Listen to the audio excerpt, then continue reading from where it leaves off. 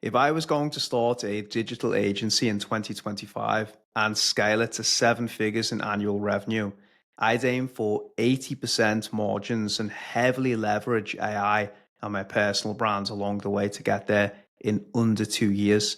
And in this video, I'm going to share an exact 13-step process that you can follow step by step in order to get there.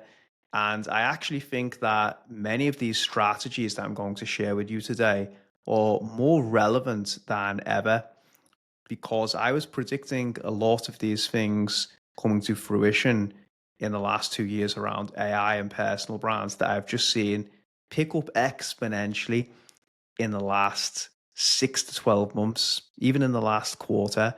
And I just think the leverage that the people who apply some of these strategies around personal branding today is just going to give them tremendous upside and disproportionate advantage over people who don't invest in it. So if you're not on this train, it left the station a long time ago. And especially in the context of building service-based businesses, it's more relevant and contextual and important than ever to get started creating right now. So you don't have to build a personal brand, but it's going to help you expedite a lot of what I'm going to tell you today. Let me just share my screen and give you the framework first, and then I'm going to go into each step, each part of the process, and expand on each point. So if I just share my screen over here, I will link to this in the show notes just so you can see. These are my 13 steps that we're going to cover today. There will be notes in the show notes so everybody can have access to them. But let's go over each one and explain a bit more of the context.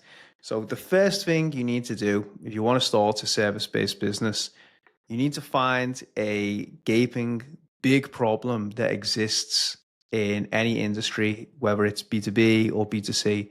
Let me give you a couple of examples from agencies that I've started. Replacing cold outbound with founder-led content strategy for software founders. I've also got a company that does email marketing, so increasing repurchase rates for e-commerce brands with email marketing. Two very clear problems with growing demand, established channels that problems have always existed for. Now, I want to pause very briefly on this point and tell you that you should not spend your time trying to create new problems and make people aware of those problems. You want to find something that already exists in the marketplace, even if it's saturated, like increasing repurchase rates for e-commerce brands with email marketing. And I recommend this because it's much better to enter a marketplace that is saturated, that has proven demand for those services, as opposed to trying to create a new category or make people aware of a new problem that they might not even have awareness of. So it's a much safer bet. Yes, it might be hard to scale, maybe not actually, because there's a lot of upside in choosing a proven category, but it's the best way to de-risk yourself from failure is by picking a problem that already exists in the market. Now, there's tons of tools, AI especially, that will enable you to research what those problems are. But I obviously recommend locking in something specific to your expertise and investigating where that is in order to give yourself the best chance of success. As an example, I was an email marketer for a long time in-house in brands before I started my agency. So I knew e-commerce very, very well. What is the problems that you're seeing come up in what you're trained as in your career? Find a specific problem where you know demand exists and then enter that market. So that is number one. Find the problem where there's proven demand for those services and enter that market. Now, number two, especially as it pertains to online service-based businesses, you want to find a no code or technology with a low learning curve where you can build a service around solving these problems. Why is this important? Well, first, let me give you a couple of examples. Klaviyo for email marketing for e-commerce brands, increasing repurchase rates, or Shopify for e-commerce brands, web development. You can also do, obviously, Webflow services for web development for general B2B websites. But I digress, getting a bit off topic. Why is this important? It's important because you want to piggyback off the back of this software success. And things like Klaviyo, things like Shopify, they already have a proven product market fit. They have a ecosystem built around them where people need the services. And if you can fill that gap with very specific expertise, it's very easy to slot into that ecosystem and start to find clients. It's even more important to pick something not overly complex that doesn't require so much custom work, because if you want to break free from being a generalized consultant, then you have to find something that has an element of simplicity and repeatability built into the service. If you're doing heavily custom consulting work, then it's very, very hard to scale that. So you want to find some type of problem with a service attached to it that can be simplified at scale. Then you can find people, you can train them, and you will have a growing marketplace where people can plug and play into that system. So I think that is a very, very important step. It's not always practical sometimes in a lot of industries, but if you can find a software where there's already demand built around it, then highly recommend looking into the addressable market, finding out how many people use it, and critically, this is a key one, making sure that there is upside in terms of revenue generation from implementing that technology. Now, I'm going a little bit deep here, but let me just explain on this point because I think it's key. Klaviyo is a very easy one because the services that you provide have a very clear path to ROI or return and incremental revenue. I had a friend who had an analytics agency, very specific custom knowledge, very hard to scale. The problem with selling analytics as a solution is it's very hard to show people the upside. You're making them aware of their problems, but you're not giving them the solutions. You want to give people the solutions directly that make an impact really, really fast. That is key to scaling and retention in service-based businesses. And if you're not solving problems by way of proactively implementing solutions, then the upside of your business and how long you retain people is going to be capped. So it's very, very important to find something where you can provide solutions quickly and there's upside to implementing what you're suggesting, and downsides if they don't. Again, that is why the Klaviyo email marketing ecosystem is saturated, but there's always going to be demand there because people need the service. Number 3, let's get into some of the more specific tactics.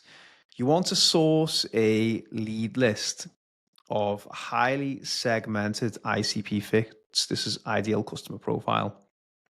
Using a platform like LinkedIn Sales Navigator, Apollo, there's another one called Ocean. There's a few of them around. List aggregators or data aggregators, sorry, where they collect contact information of decision makers in your vertical. You want to tidy that data up and start connecting it to some type of outreach software like La Growth Machine, Lemlist. There's a few of these outreach softwares around because you're going to start with an ABM, account-based marketing play, where you're contacting these people, pitching your services. So you need quite a bulky database, and obviously that comes with having proven problems that you're solving by picking number 1 and 2 very carefully. And then you can source people who will be pre-qualified for your outreach so you can start approaching them. So the key to making this work is by answering number 1 and 2 very comprehensively. Number 4, now in parallel to doing the outreach, which we're not going to go too deep into yet, you want to start creating content in public. This is paramount because as you start to reach out to people in your ICP with cold outbound, they're obviously going to investigate who you are to see if you have credibility, if they are interested in what you're doing. And one of the easiest ways to find this out is by researching you on LinkedIn, Twitter, X, YouTube, wherever you're creating content. And then they will get a feel for your type of specific knowledge to see if you can actually help them and you're credible. So you want to be creating content from day one just to make sure when the demand is there, you're a trustworthy source. It's absolutely critical. Don't skip this. And I actually recommend giving away as much knowledge as possible for free. Everything you know, give it away for free. A lot of people give me pushback on this and say if I give people away or give people all my best stuff, they won't work with me. Those people are not your ideal clients, guys. You don't want people who want to do it themselves. You want people who are smart enough to examine your content and then realize the leverage is by paying you to do the work for them, because that's where the upside is. People who are very, very smart, they're not trying to fumble around all day running, hundreds of channels and deploying different services. They're delegating, they're using their leverage and their resources to pay people to do it for them. And if you're a true expert, then that's what they're going to do. They're going to pay you. And if someone doesn't, they want to do it themselves, then they're not a qualified lead. They're not an ICP fit. So stop stressing over giving away your best content for free. Now, number 5, once your ICP starts to see your content, offer to work for them for free in return for case studies and testimonials. Now, a lot of people are going to think this is quite contentious and I'm trying to be a contrarian. But in the beginning, you don't have anything. You have no credibility. And you need those case studies to give you that. You need case studies to get your hands dirty. You need to practice your craft. You need to prove that you have worth. And the best way to do that sometimes is just to do it for free. In return, obviously, for a case study or a testimonial. But just get your hands dirty and do some work for free. You've got to spend a little to make some. So do the work for free with someone who's very highly qualified and just get them killer results, because they could possibly even retain you afterwards and pay you on an ongoing basis if your service bodes well into a retainer type of arrangement. So just get started working with 2 to 3 people, as many as possible as you can, and use those case studies as further content and marketing collateral. Now, when those case studies come in, this moves us on to number 6. That's going to create social proof. It's going to create new marketing assets, pitch decks. Use that social proof to enhance your outbounds on channels like LinkedIn. So plug it all into your outreach software, whether this is Lemlist, La Growth Machine, or whatever you're using, and start to use that social proof to do direct outreach. This will get people's attention. It will improve your response rates. It will get people more interested in what you have to offer.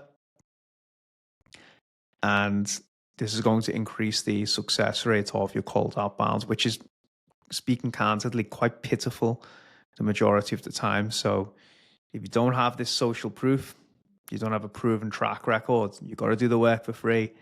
And then that's going to amplify the effectiveness of your sales and outreach efforts. So it's investing in the beginning to get more out in the future. Now, I'm going to take a pause here before we go on to number 7, because I want to be honest. You might be working for free for 6 months doing these. Most people will give up. It's going to be really fucking hard. It will be difficult. But if you can stick this out for 6 months, I guarantee someone's going to take you up on these offers.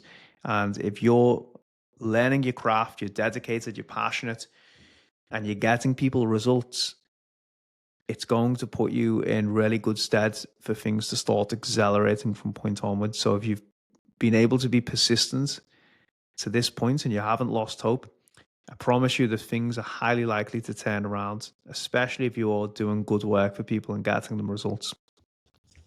It's going to trigger good karma. It will. It just happens like that. So, number 7, you've got some case studies, your outbound's kicking in, I want you to increase the volume of your outbound and be more bullish with engaging that ICP, because now you have some substance behind what you do. So very strong guarantee, but you want to start charging for what you do. And people are more likely to take you up on this because now you have a proven track record of solving problems. I actually still recommend at this point, if you have capacity, undercutting the market. You want to make it a no-brainer. In the beginning, don't focus on making so much money. Just focus on market penetration, focus on working with as many people as possible, improve your knowledge base, just work your bones off, honestly, just work so hard that you acquire so much knowledge, build relationships with these business owners. The good karma is going to pay off in the future. Get so busy that you're at a point where you're like, okay, now I need to increase my prices. If you are struggling in the beginning to justify a price to someone, then you're not doing enough free work. Honestly, I know it sounds paradoxical, but you need to get busy. You need to learn your craft. You need to learn all the nuances, the ins and outs of delivering that service. And then you'll be able to charge more proportionally in the future once you already have that demand. So that's really important. Now, this is taking us on to point number 8. You're doing the service, you've got some clients, people are happy. Don't push your foot on the accelerator too much just yet. You're going to end up with very convoluted, messy systems with everything just in your head bouncing around. What I want you to do is relentlessly look for ways to leverage AI to improve operational and service delivery quality, most importantly, but also the efficiencies. Because when most people start service based businesses, and I fell into this trap myself, what they do when they get to number 8 on this list, they get so busy and they think, I just need to hire people. So they start throwing bodies at the problem. And then they end up with people problems because labor doesn't scale like physical products or software does. And then you just end up playing whack-a-mole, trying to train people, trying to fix their work because it's not to the same quality you would like it to be. Then you end up with operational problems because you've never done operations before in a business. And you've just created more problems for yourself. And a lot of the time you end up less profitable as well, which is a killer. So before you proceed to start hiring people, I want you to be savvy and familiar with using AI on a day-to-day basis in your workflows. Find some type of right-hand man or woman in the beginning who stays close to you in the trenches, and stay as lean as possible for as long as you can. Once you start adding multiple people, it might set you back because you have to learn new skills, you have to learn how to lead people, learn how to hire, learn how to delegate. These things are going to be foreign to you. Trust me, it takes time to learn all this shit. It's hard, and it will feel unnatural because you won't be able to let go, because this thing that you've put so much effort into creating, it's your baby. And it's very hard to let that go for a long period of time. So first look for efficient ways to improve what you're already doing. Heavily lean into AI. I think there's so many powerful tools out there now that will reduce the dependency on throwing human labor at the problems that you're having now in your company. Really slow down at this point. So number 9, you've been posting 6 months consistently on LinkedIn, maybe a year at this point. Collate all your previous posts and organize them into a course and categorize them into sections. It's going to get really cool, this. And I've done this myself, so I know it works. But I think this is so underutilized by so many people. Number 10, offer that course for free to around 5 to 10 people in return for honest video feedback. These can even be your industry peers, your existing clients. Give it to free to internal teams of people that you're pitching. Use it as lead magnet. Get as many people as you can inside that course, consuming the content, embracing your methodology. Trust me, that is going to be very, very powerful for you. If you have started creating a newsletter list and also you're on multiple channels, then You want to be distributing this aggressively, getting as many people as possible onto that course. You don't even have to charge for it. Just get people into that course, get them on it. Trust me, the word of mouth advocacy that is going to ensue from people passing through that course is going to change your life. It did for me. Courses are such a high leverage activity. You don't even need to charge for them. Give your best knowledge away for free. Trust me, it will repay you in abundance. Number 11, self-explanatory. Promote that course as heavily as possible. As I said, even if you need to give that away for free, get as many people into that course as possible. They are going to turn in to your foot soldiers, your disciples. They'll be spreading your message, especially if you have some type of clout now, right? Because you've been posting for 6 months to a year. People know who you are in the industry. This is how you're going to start building those flywheels and heavily leverage that personal brand to drive exponential growth. Number 12, if you have spare cash and that course has been well received, put some paid spend behind it on LinkedIn for 4 leadership ads. Again, just get as many people as possible into that course. As many people as you can consuming that course, that is going to lead to huge amounts of word of mouth kickbacks and referrals. It's going to really change your business. And the final one is when you've got all these flywheels kicking in, ramp up the outreach frequency. Now you have credibility, you have leverage, you have established authority in your industry. Every type of marketing activity that you do from this point on is going to be much more effective. Why? Because people already know who you are and you have a proven track record and credibility. And that's it. They're my 13 steps. If I was starting from scratch today, I would be going through this step by step. I think it's a very powerful framework. I made this post about 6 months ago on LinkedIn. It did well. I think it should have done even better because when I re-examine it today, when I came to create this content, I would still follow everything step by step. And I still think it's all relevant. In fact, I think it's more relevant than ever. So follow it. Let me know if it works for you. And I will put some more resources in the show notes. If you like this, subscribe to my newsletter. I'm giving away free content just like this to help grow your service-based business every Sunday. And I'll see you next week. Peace.